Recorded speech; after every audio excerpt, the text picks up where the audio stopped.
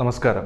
ഇന്ന് രാവിലെ ന്യൂ ജയിൽപായ്ഗുരിക്ക് സമീപം സിൽദിയയിലേക്ക് പോകുകയായിരുന്ന 13-17-4 കാഞ്ചൻജംഗ എക്സ്പ്രസ് ഒരു ചരക്ക് ട്രെയിനുമായി കൂട്ടിയിടിച്ചതിനെ തുടർന്ന് 8 പേർ മരിക്കുകയും 60-ലധികം പേർക്ക് പരിക്കേൽക്കുകയും ചെയ്തു. ന്യൂ ജയിൽപായ്ഗുരി സ്റ്റേഷന് സമീപമുള്ള രംഗപാണിക്ക് സമീപം രാവിലെ 9 മണിയോടെയാണ് സംഭവമുണ്ടായത്. അഗർത്തലയിൽ നിന്ന് സിൽദിയയിലേക്ക് പോവുകയായിരുന്ന കാഞ്ചൻജംഗ എക്സ്പ്രസ് ആണ് അപകടത്തിൽപ്പെട്ടത്. കൂട്ടിയിടിയുടെ ആഘാതത്തിൽ കാഞ്ചൻജംഗ എക്സ്പ്രസിന്റെ 2 പിൻ കമ്പാർട്ട്മെന്റുകളിൽ പാളം തെറ്റി ഭീകരമായ നിലയിൽ ഉയർന്നുപോയി. ഗുഡ്സ് ട്രെയിനിന്റെ ലോക്കോമോട്ടീവ് എക്സ്പ്രസ് ട്രെയിനിന്റെ പിന്നിൽ നിന്ന് ഇടിച്ചതിനാൽ കമ്പാർട്ട്മെന്റുകൾക്ക് കാര്യമായ കേടുപാടുകൾ സംഭവിക്കുകയും പാളങ്ങൾ തെറ്റുകയും ചെയ്തു.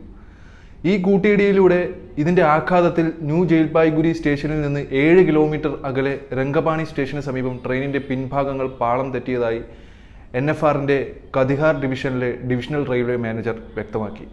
കുടുങ്ങിക്കിടക്കുന്ന കൂടുതൽ യാത്രക്കാരെ കണ്ടെത്തുന്നതിന് ബാധിത കമ്പാർട്ട്മെന്റുകൾ തിരികെ കൊണ്ടുവരുന്നതിനുള്ള മാനുവൽ പ്രക്രിയയാണ് രക്ഷാസംഘം സ്വീകരിച്ചിരിക്കുന്നത്.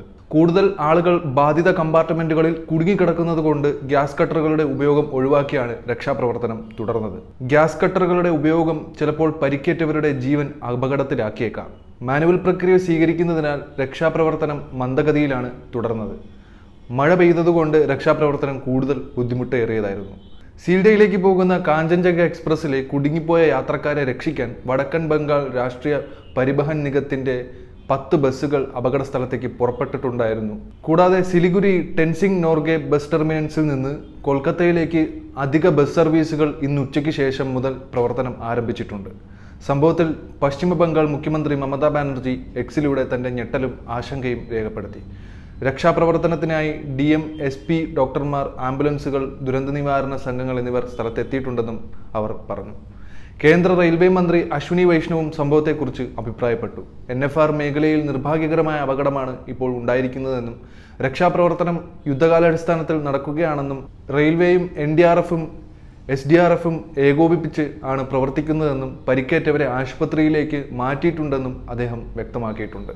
NDRF ഉൾപ്പെടെയുള്ള ദുരന്ത പ്രതികരണ ടീമുകളും 15 ആംബുലൻസുകളുള്ള ഒരു ഡിവിഷണൽ ടീമും ദുരന്തബാധിതരായ യാത്രക്കാർക്ക് വൈദ്യസഹായവും പിന്തുണയും നൽകുന്നുണ്ട്.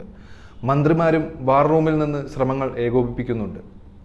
അതിനിടെ ബന്ധപ്പെട്ട വ്യക്തികളെ സഹായിക്കാൻ ഹെൽപ്പ് ഡെസ്കുകളും സജ്ജീകരിക്കുകയും ചെയ്തു.